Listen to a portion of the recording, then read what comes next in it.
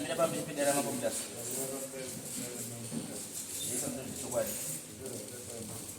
Kaya baca batone mos. Mara ni batero.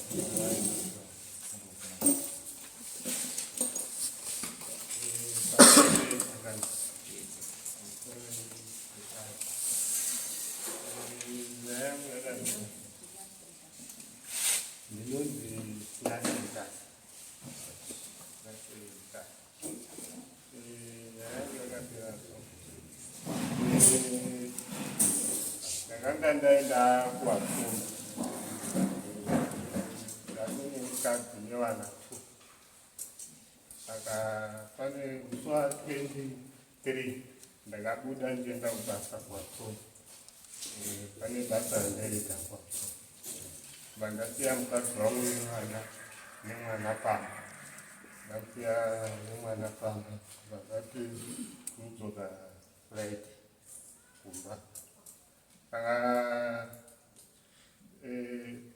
Tadzoka ndaenda kubasa. Ndakasvika ndakabva ndanzwa foni musi wa26 ndanga iri mutrade test. Ndobva tafonerwa natete kunoku tabata munhu mumba mako aileti foni.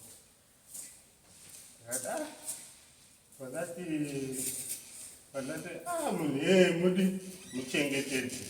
Ndakafonerwa na12 dzeusiku. Ndafonerwa na12 dzeusiku. Muchengetedze ndofumashi makuseni ndichiuya. Ikoko ubvaita sekudai. Nyaya yacho yese inatete. Alright, it's okay. Alright.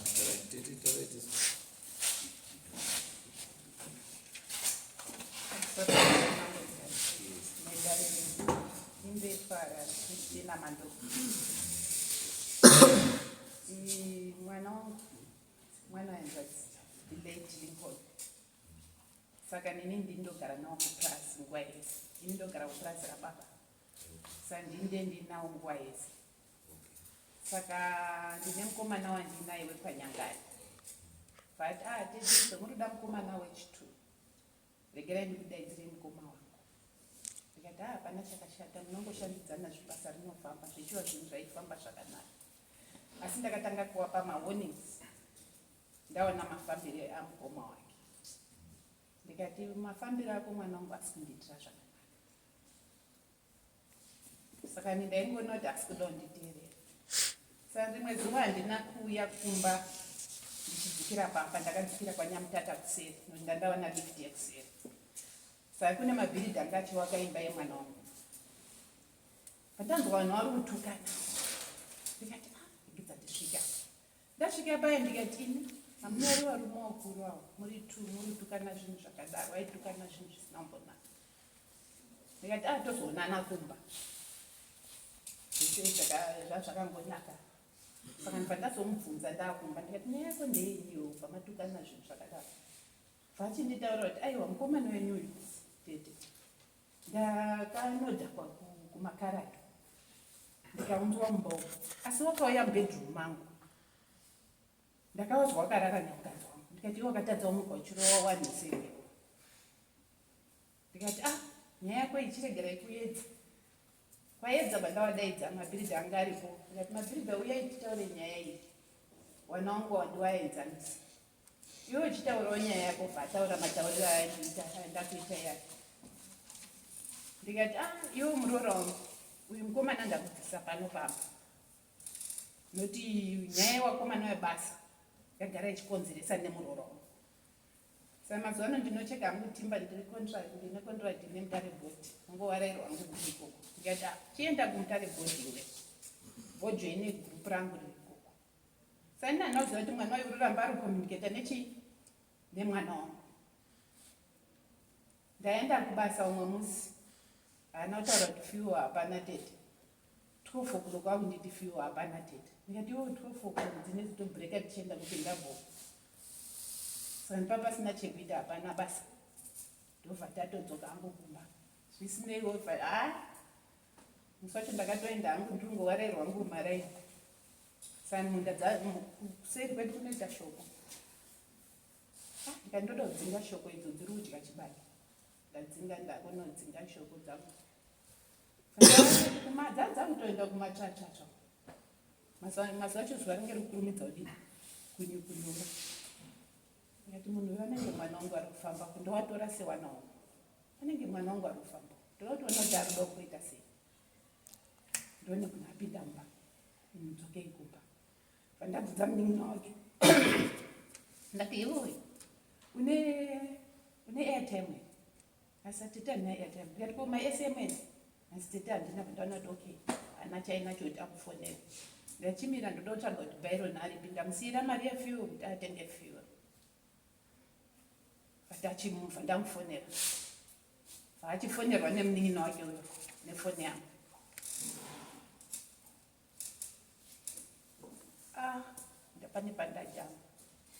Pane pandajamba pari important kuti ndizonatse kuti ndisvike panyaya iyi. Mukomana uyu akauya mwana uyu futi aenda kubasa kuwatsombo nebasa raanoiwa natete wake kuwatsombo. Akauya for 2 days ari kupamba. Ndikati mukomana uyu next anokama makara vaafonera uyu munin'ina wake. Byron wandaona na 6 o'clock achicross up anga achibvepi. Vandati iwe uchimufonera kuti Byron wanga uri kubva kupi. Vakanzi ndaona kwembe yawo 10. Vakanzi uyu uri kuti 10 dede. Ndikati mufonere i6 o'clock yaoneka. Vanzi nandaenda kukumbira katababa panyamutata. Saka nhamba dzamairosi nyamutata ndinadzo pandamufonera nyamutata. Nyamutata akati anambona munhu. Ndikati alright. Saka mukomana yaasuda kundinzwa baba. Saka ndipo musi wacho pakazoita mahwepe kuti ndidini. Ndimuona achipinda mumba memuroro uyasi. Uyu vandati aiwa tenditeka. Ngatishedzei shamwari dzako idzo dzepadozva idzo. Pamwe hamuna munhu mumba. Toswera kuita hondo mangwana takuribiswa. Conscience wakomana akati aiwa tinoita zvakachenjera hande. Tati kuma9. Tasvika kuma9 padhoo. Wakomana akatete sarai. Wangu wakareba upfureni. Waenda pawindo papaine pakafurika. Asi tete vanhu varimo wakomana wangu kobata muri muda. Pandatoona kuti saka muroro wangu ari serious neupenyu anoda kuramba rurarama ari mukati memusha. Pandanoka dhoo. Ndobva ndamunyepera. Ndikati ndasvika ndauya nemota yaitanya. Ndivhurire kurare panoti ndichapote kumena. Paatomuka zveshuwa paakutsvaga makii. Atsvaga makii vakazaa ndashaya tete. Ndikati mwana wako nongorasa makii noti last time akasvika. Ndikati mwana wako nongorasa makii indawa. Saka ndikuda ndofamba kunze kwasviboda. Hanzi ndatoshayawo makii. Saka ndikumboko manje ndatabva nema. Imbobva dzakati ndipo pakazonyumwa panze pane chii? Pane vanhu vakawanda. Saka ndipo akazovhura windo ndikati nyaenda ndotokutaura ndemunyepa buditsa mukomana ari mumba mako. Ari kupwanya musha wako uyu, musha wangu inini. Musha uyu wakabviswa kuti ugare zvakanaka nemunhu. Asi iwe wakuona unga ndochi. Akapopota mukoma. Mwana wemunhu akapopota. Ndedza ndikupe mavidhiyo emukomana uyu. Kutanga pane pini. Ndinoona kuti asi mukomana uyu. Saka ndinotangu ndichitaura. Saka takasvika pekuti dzanza kuenda kumachiko. Tikati mukomana ndo ari kuzviwa noti muroro wangu aipopota. Achitukirira achidini ndikati aiwa isu hatisi kubva pano. Wepa next samutaso wanga achitouyawo. Furado kandimairi wimbo mukadzi wacho. Mukadzi anga furido akaramba furado. Saka nesu takazofunga plan yekutora doo. Ndikati imba yakawakwana sisi wangu ndindarowa. Patarowa doo. Mukomana paazondibatsira patarowa doo. Pavanoti tachirowa doo ndiko kunyarara. Takupinda mubedroom muyangu. Sabate zvinhu zvangu. Saka ndi maziso angu akangoenda pamusoro pewadrobe. akatarisa pamusoro pewadhiropu pamagupesi angaita zvekurembera. Nhasi nguva yese kufunga purani yekuti ndoda kukotsa chikomba chisaoneka. Ndinofanira kuunza magupesi. Mukomana yefabuda akangogara akazvii. Apa anangofunga kuti apfeke kubva na9 kusvika na12. Angoripo pamusoro pewadhiropu. Ndikati iwe wadini upiwa makii? Vakanzi wairapa. Ndikati inini handina chekuita newe, asi murume wako pamwe munodanana nemasituations akadai. Ini handina chekuita newe, saka ndiri kuchengeta kusvika murume wako aita sei auya mangwana manherana hana mafambi. Saka ndipo takazongobata baba wedu, ndo baba wedu akamandofa kuti wakazobatwa nemwana wangu. Noti mwana wangu akatomboti tisati abhureka dhoo, vhurira vanhu dhoo waone kuti hamuna munhu here. Kana musina unoripwa nemombe iwewe. Tete iwawawo wavhurire dhoo akatanga kutukwa. Ndipo takatoona kuti aresista tikapwanyawo dhoo isusu. Saka ndiriyo nyaya yacho yakazosvika kuti tidini. Takatombotanga tati hatiende kwamambo. Hande tinogadzirisa iko kwamajuku, ndo kwamajo anonzi Brenda hapo hana kutouya kudai. Tobva taenda kumba kuya uko naiwo baba wedu pataona kuti wari kuti mwana wedu akati ndauya kuti ndikutaurire ndo zvakaitika, mukwasha wenyu ndeuyu, inini handisisiri apa. Saka sekuru wacho akatanga kuchema wakati aiwa tora mwana wangu sori wakutoapologeza ndiwo. Isusu tikati aiwa tichadzoka tozotaura nemi. Saka takatoona kuti waakutimanikidza kuti tidzoke nemunhu musi wacho iwowo. Sana na baba wangu wakazongodzisaida kuti aiwa nyaya yedu ngaiperere kwamama. Noti upenyu unorarama mwana wangu. Baba wangu akatongondibvunza kuti unogara sei? Ndikati aiwa ndo magariro awo, kuti ruri rudo rwacho inini handizonatsoruziva, noti zvinosiyana. Asi baba wangu wakanga warwadziwa kuti waigara wachitouya paruwa kwaimba wachibatsira wachidini zvese izvozvo. Saka ndo mamiriro akaita nyaya yedu.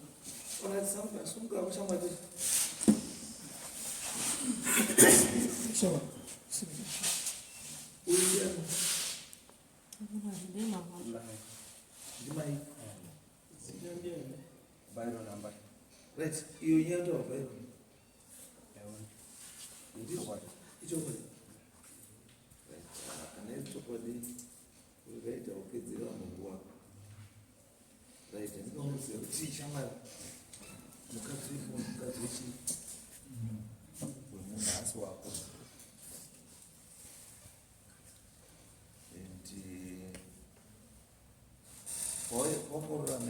What's protection?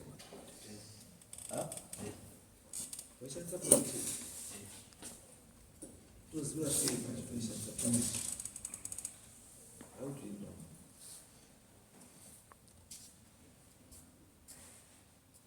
Because we will do that way sound. Could you tell me who never grow? Chekutanga munyika mukadzi wemunhu. Chechipiri kupinda mumba wemunhu. 3 kurara pamubhedha wemunhu. Chechi4 kurara pamusoro pemukadzi wemunhu pamubhedha wake.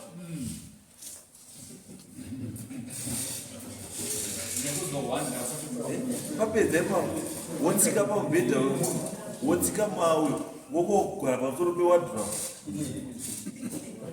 Wadhiropu isiri yako.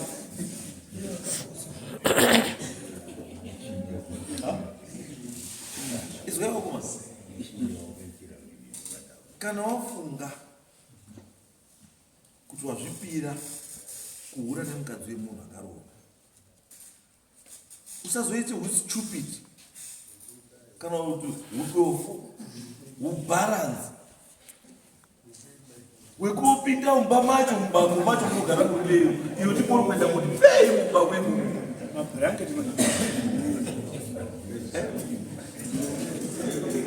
pane zvimwe zviri obvious kuti mumba mauri kupinda sasa i1 door kubva kunze kupinda mukati, 1 door kupinda mubedroom macho. Saka hakuna kumwe kwauri kubuda nako kwauri munobuda neimopo madhoo mangati mairiwo aya. Endonoda chijairi chinoita munhu anenge ari mubaba ndoti akatongofunga rubhawa akanaa atorikubasa kutotisa basa kwamuchena kuti zabasa kubaringa wafunga mukadzi wemunhu asi wako sidoti ufunge wako kuzobvisa nehembe kabisa pamutare pamusi mako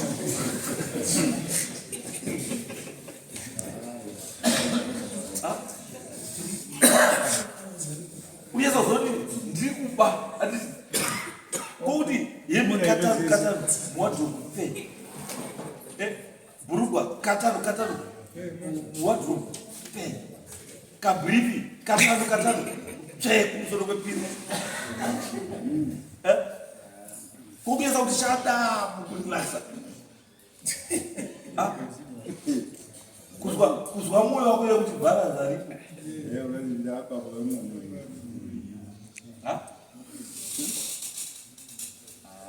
kurudzidzira kuhura munhu sazodaro unofira mahara just manje kudai vanhu vakoda kuita violent waiita sei dai vanhu vakada kuita violent zvokuti wakutora tai takukukwadzira mukati waiita sei shamwari mubhedha waunoona nemukadzi mubhedha wako wawakakutenga iwewe nemagumbezi ani ako kana zvisiri zvako enda kuloji kana kuhotera ndikuronana mubhedha isina munhu ndokune mubhedha isina muridzi mubhedha wani wakafanana wanorutengi pazuva enda utombovhunza kuti ndiyana hakuya kana kuti iwe urubvepi asi mubhedha umwe muri kuti tyoko kuri muri moyo akarobasa kuwatsonga anotsvaga mari yekutenga magumbezi nemubhedha kuti iwe uye worarako kutobikirwa nekofi mumba muzi mako unokumidza kugarika munhu zvino unoremara uri mudoko ukajairira mutambo iwo wakadzi wariyo shamwari wakawanda wasina warume ende uri mufana mudiki ndikushandiswa kuti mufana mudiki ungabva wanakirwa nembuya dzakarorwa kare kare urikutadza kuona maziso ako ari mushe uri mukadzi ere ona mukadzi tanga nekuhura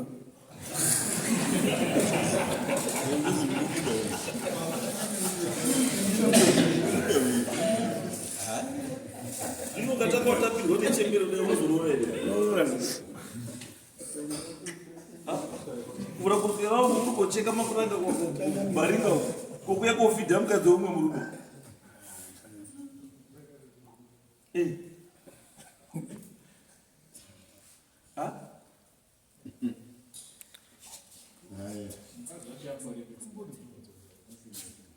azvatisa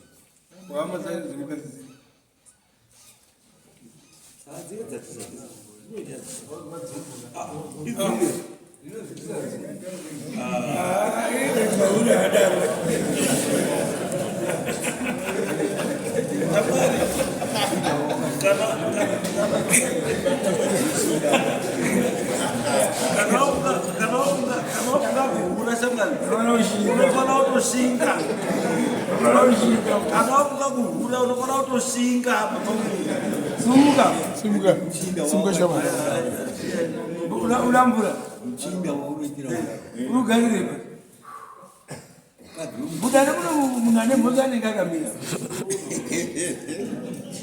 bambo paupisa bambo ukaona vanozoya vana vakadzi 5 one it's not a joke varume havana zororo you need to be strong you need to eat you need to drink zvakasimba zvokuti ukwanisane navo vanhu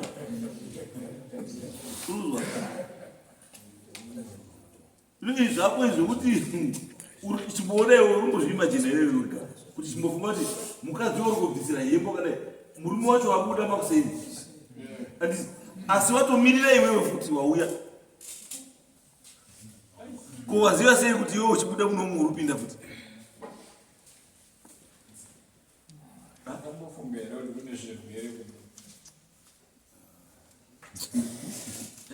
uda kufosa toonekana mwana aiwa tsvaka musikana uri very good young man ndakakutarisa kudai une life yakanaka pamberi pako apa utori munhu atori willing to work but your weakness chete ndeyekuti kana wasenza uchaziva kuita simba rako nemari yako. Urupedzera miseve kusiko baba munini, haupedzeri miseve kuchembere bairi.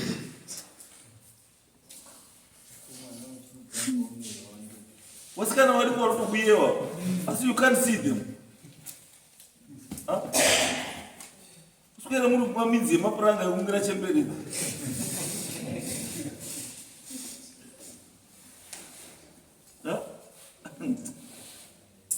Ulichazori chiri kuti urambo rushamura chii. Wagujunuwa nechembere. You lack experience. Hauna experience yembedroom. Yoda kozviti mbedroom munjo. Vanokukwadza.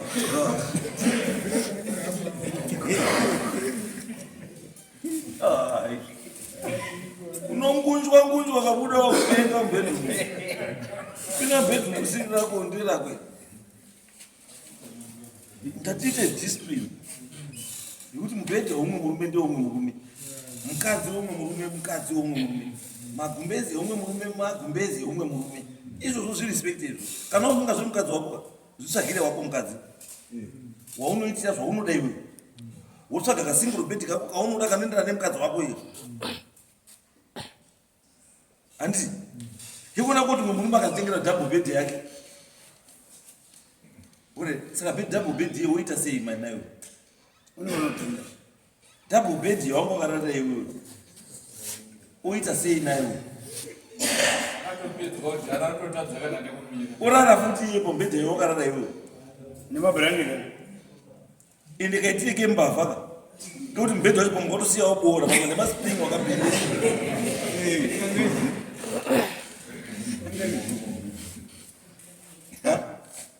Pamuta kwatira nemaspring apera waboka boka mbedhe waboka. Chibakera chegwara chinouraya munhu.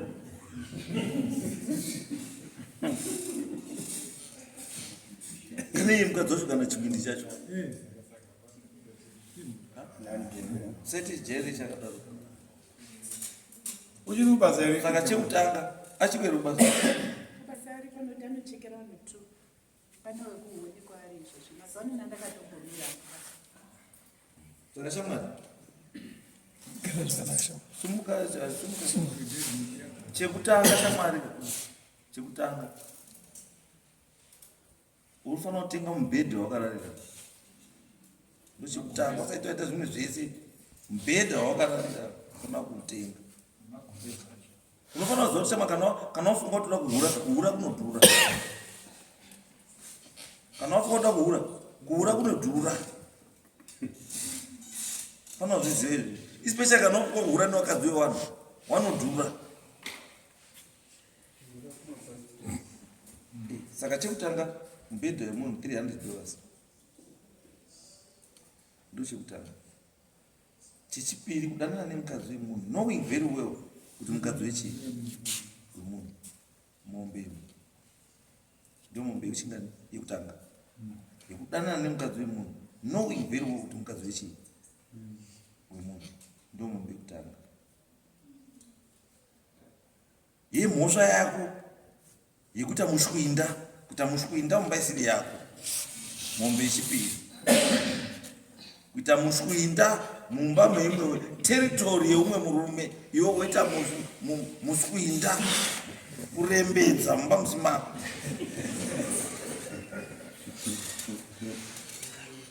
Imwe mombe wakashora dare. Wakashora dare baba. Ndiye chingani?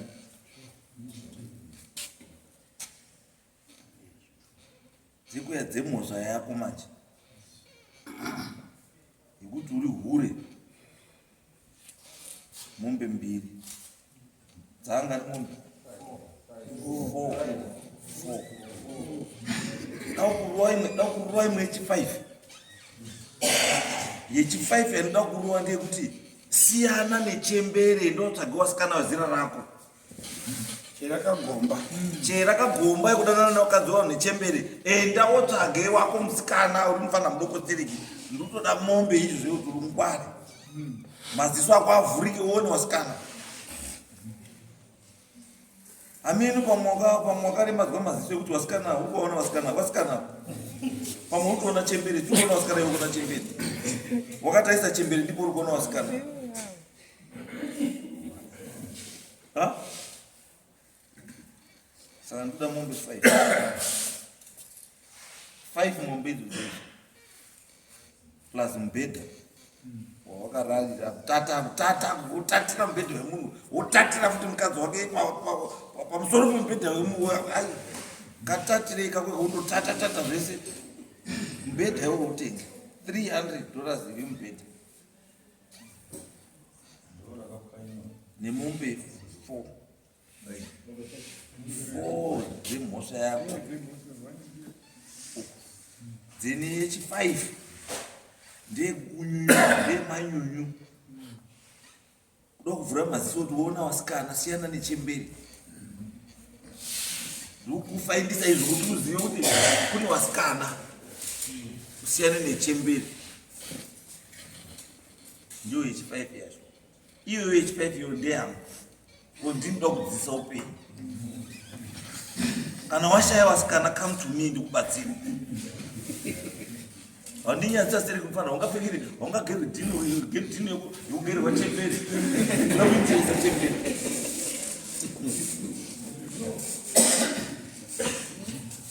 Hayo izvo wandiwadza siri. Handiwadza siri. Anzu. Mbuya. 2 mombe dzidzi dzinofana kunge dzabhadharwa nhasi 10. 28 Mas 28 April dzinofana kunge dzabhadharwa kana 350 pamombe. Ombeda. Mubhedha ndotoda mandeni. Because anomborara pai. Haangatangurara pasi nemumwe murume. Katikadzire izvi. Right. Andei bambo. Andei. Mombe 4 sina bambo. Tanti, sata peta nyaya mukadzi wacho hatisima njeni tada kukumbira DNA pawana. Upane wana waripo. Saka mamuri kumbira kuti hamchatozivi kuti chichi. Munhu wake ndika. Munhu wake. Behavior yake. Saka ini zvamunoita zvinezi. Munoenda DNA. Uruzwa shamani. Uenda DNA muone kuti wana wamburipo wacho ndewani. Kana pakatoneka zvipaini uripo wako imhosva. Asakane makore aripo. Unenge ane nguva. Ngozazi wakambobatwa ndobva yangovharwa. Uko uchizoita plani kuti uyu yakazotobviswa kuti auye kupurazi yanga inyaya kuti zisabva kune munhu. Uyu ndobva atobviswa pamba kuzaendeswe kusomiro. Yanga inyaya kubvisa madhuta. Bati yanga ramba achikambaira hosomiro achiuya. Pamusoro yeivinga. Zera kumando pano. Ndangokumbirawo changamire. Ndakazwa kubatikana. Mandofa nome. Ndakazwa kubatikana ngemukororo wakuru. Mwana wemunin'ina wangu. Munhu wakakura ari mhiri, wakaberekwa aine 8 months. Saka wakanga atowaonawo shamwari yake. Saka hanzvadzi dzacho ndozakati mwana wedu wakakura ari mhiri, ratomudini. Ndimuvakire ukomba pake pamuzoti ndokwaupa pake apo. Saka ndini ndaisupervisa simunhu nandikuti kuti mumba yake yoke tiri rumutera. Tapedza kuwaka pasati pangopera nemwedzi ndo pakaitika naudzidzi. Saka ndakabva ndaperekedza mukadzi wedu. Saka ini pamunge pekuti taperekedza mudzimai uri kuramba kuuya kudarira mambo Mutasa. Ndingofunga mumwe wedu kusvika kuisa mambo Yesu wakaenda. Asi mai vachikuramba kuti hatiri kwamambo. Ndipo tatoda kuti tibhatanadza kuti kungodai hakuchera nyaya. Aiwa, nodonga tinomutsvaga. Isusu tinomutsvaga. Nemhuri yacho vanouya.